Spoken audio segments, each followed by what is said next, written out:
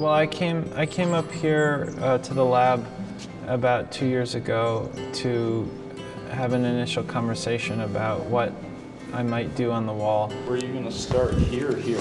Well, I'd like to trace the whole thing.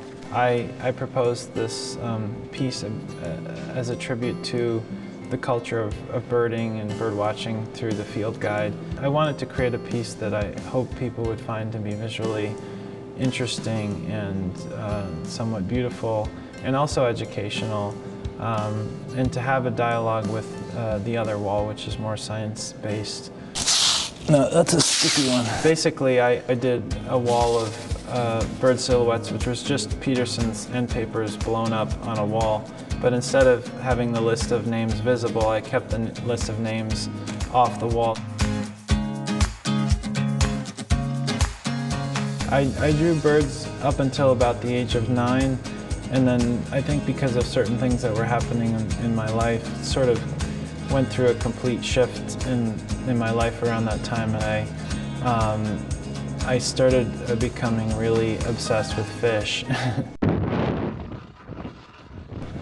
It's really nice to go out on a frozen lake, make a hole, put a piece of bait down there. What I think I love most about that whole process is the mystery of what's down there. A lot of what I have written about and think about in my, what I do is about preserving that element of mystery. Every time science kind of solves a mystery, it exposes 1,000 more. So I don't think we'll ever run out of mysteries, and I don't think that we should stop the process of scientific inquiry. Birds. Knowing the name of something isn't necessarily knowing it, and names are not creatures, they're just a shorthand for us to kind of communicate.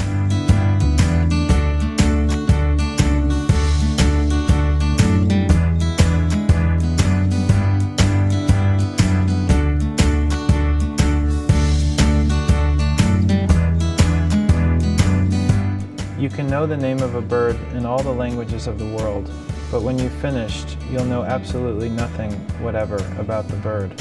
So let's look at the bird and see what it's doing. That's what counts. I learned very early the difference between knowing the names of something and knowing something. Nothing whatever or whatsoever. Is it whatever? Is that the quote?